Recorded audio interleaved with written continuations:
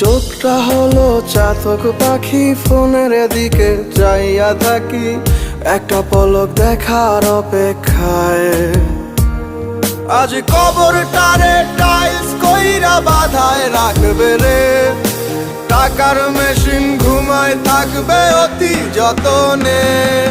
প্রবাস জীবন, প্রবাস জীবন, পাখির মতো উড়াল